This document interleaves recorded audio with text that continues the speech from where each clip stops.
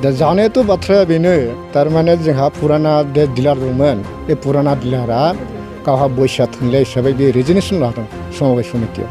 दा रेजिगनेसन लाबाय हिसाबै समबाय समितिनिफ्राय चेयारमेना 2 तारिखआवहाय गावबुरानो लाइजाम हरदों माने नोंसोरो गोख्रैनो 6 तारिखनि गेजेरावनो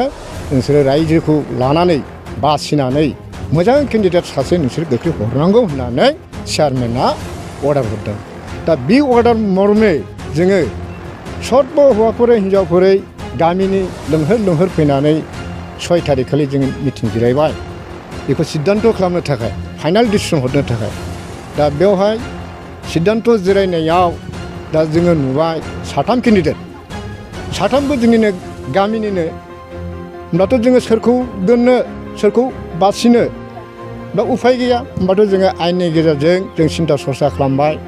रायजो राजानोबो जोङो समर्थन लाबाय जे 3 केन्डिडेटआवहाय रावबो उइद्र' खालामलेब्ला बे उइद्र' खालामैयावहाय जोङोथ' दा डाइरेक्टलि जों सेलेक्ट खालामनो हाला होमब्ला जोङो रायजोफ्रा दा मा डिसिसन लायो दा रायजोफ्राबो गावबा गाव मन्तब्य होबाय दा उफाय गैया आरो केन्डिडेट 3नोबो जों सोंदों दा नोंसोरो बाइ सेलेक्सनखौ लुबैयो ना इलेक्सन लुबैयो होमब्ला बिसोर बुंबाय जोङो सेलेक्सनखौ नाङा जोङो सानदोंमोन मा जुदिअ जोङो गावजों गाव मिलायलायनानै फ्रेस गामि मोनसेनिल' हिसाबै जोङो सासेखौनो बासिनाय खालामना हरोबा झामेला फैया होननानै जों सानदोंमोन खिन्थु 3बो रावबो नागारियाव जोङो बाध्य इलेक्सन होनांबाय दा बे इलेक्सनावहाय जोंहा बयबो गावबा गाव मुल्यबान भटखौ होबाय होयैफ्रामै लास्ट पर्यन्त 3नि गेजेराव सासेयाथ' मोनसे मोनदों आरो राजेशआ जाहैबाय राजबंशीर बियो मोनदों जाहैबाय 12टा आरो जे कार्तिक राभा बियो माने 96टा बियो माने फलाफल लाभ जय खालामदों दा बे फलाफल लाभ खालामनांजोबनाय जोङो बेफोरखौ गासैखौबो खालामजोबनानै जोङो माने समबाय निर्देश मथेयै जोङो दा समबाय चेयारमेनाव जोङो बेखौहाय एप्रुभेल खालामनो थाखाय जोङो साबमिट हैनो थांनायाव दा बेवहाय जोङो अलरेडि जोङो माने नोंसिनिथ' माथो डिलारा जाबायनो बोरै जाखो होमब्ला जोंहा अफब जाबाय हाब जिनिसथ' बिदि जानो नाङा होमब्ला जोङो तदन्त खालामनि माब्रै जाखो 6 तारिखआव जोंहा मिटिं जादों 6 तारिखआव जोङो हजों चेकआप खालामनानै नुबाय 6 तारिखआवहाय डिलारशिप एजेन्सि सासे मानसिया लानानै फैबाय दा बिनिखायनो बियो जाबाय अनजलिखा नार्जारि बे गामिनिनोखा दा जों बेखौ नुनानै जोंहा आसरित सानबाय होमब्लाथ' जोङो भटआनो गेलेनाङामोन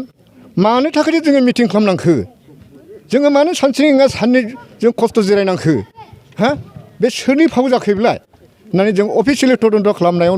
जोङो दा मोनदांनो हाबाय अलरेडि डिलारा केन्डिडेट लानानै फैखाबाय दा आङो बिनिखायनो सानदों होमबाथ' जोङो गावबा गाव मौलिक अधिकार मुल्यबान भटखौ होनानै जों जे केन्डिडेटखौ देरहाहोदोंमोन बियो जुदि मिथ्या जाबायब्ला जोंबो आयेन मथे जोंबो नाजानो होननानै जोङो दा जिरायनो थायाखै आरो जोंनो जायखौ जों देरहाहरदों बे बिथांखौनो जोंनो नांथारगौ आयेन मथे जुक्ति मथे जोङो बेखौ नागारनो हाया बिथाङा लाइसेन्स मोनाखिसै गुबुन सासेयासो माने जेननाय मानसियासो बे माने लानानै फैबाय बियोथ' माने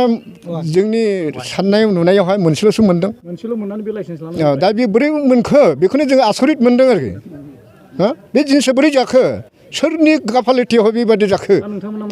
दा जों बेखौनो लुबैदों जायखौ जोङो केन्डिडेट महरै जोङो गावनि मुल्यबान भटखौ होनानै जों देरहाहरनाय बे केन्डिडेटखौ जोंनो फार्स्ट टु लास्ट जोंनो नांगौ जोंबो बेखौ नङाबा जोङो जिरायनो थाया